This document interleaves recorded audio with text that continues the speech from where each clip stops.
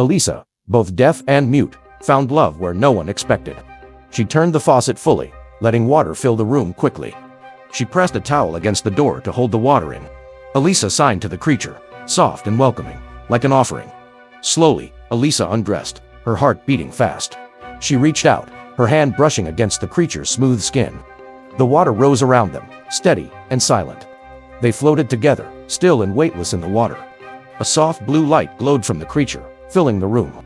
They held each other tightly, as if afraid to let go. In that moment, they knew it was love.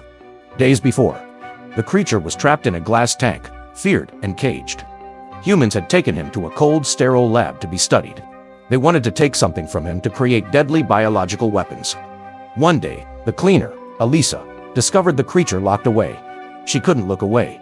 There was something captivating about him. Elisa stood still, staring at him for a long time.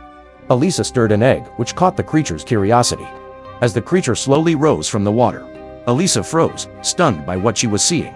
As she walked past the eggs, a voice in her mind felt like a silent warning. Elisa knew then he had been hurt, mistreated. Gently, she placed the eggs beside him. She made a small gesture, trying to show him trust. The creature seemed to understand, and quickly picked up the egg. He slipped back into the water, holding it tightly. Elisa brought him eggs in secret each day.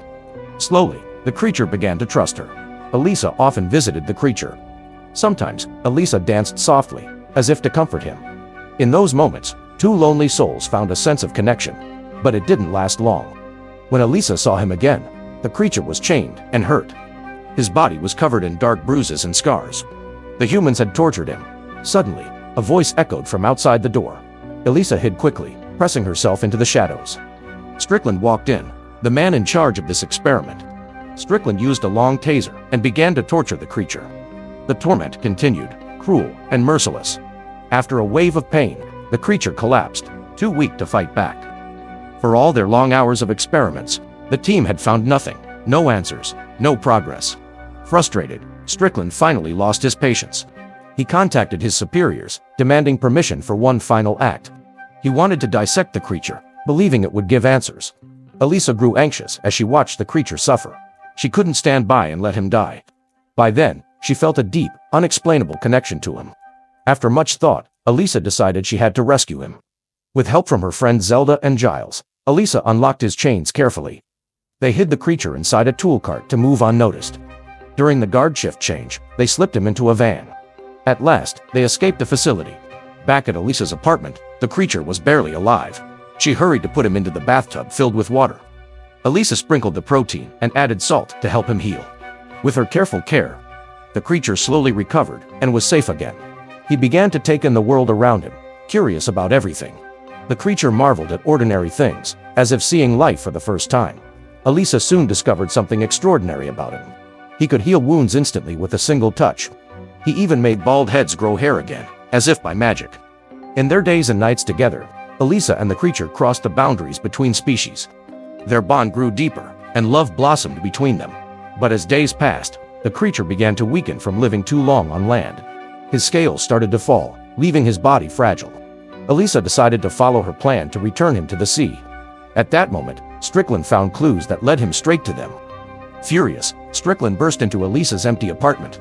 The writing on the calendar gave away where Elisa had gone. By then, Elisa had brought the creature to the pier. As she said her tearful goodbye, the creature reached out, his gestures filled with meaning. Elisa and the creature exchanged signs and a deep connection of their love. They have found each other, and now will be apart. Their love, forever. Strickland appeared, striking Giles to the ground without warning. He raised his gun and shot the creature. Elisa screamed and fell, as she, too, was shot.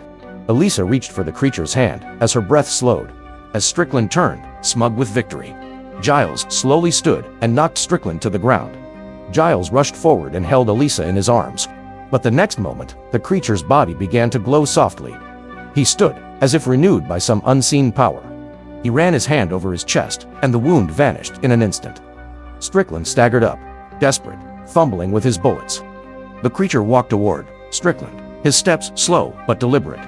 With one swift motion, he slashed Strickland's throat.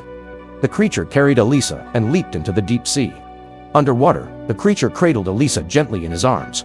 He held her close, his touch soft and careful. With his hand, he traced a gentle line along her neck. Then he leaned in and kissed her deeply. A soft blue light shone from the creature's body, illuminating the water. In the next moment, something miraculous happened. Elisa suddenly gasped, bubbles escaping from her lips. Gills appeared on her neck in an instant, like those of the creature. The miracle brought Elisa back to life. They hold each other tightly, forever together. That's the end. Thank you for watching.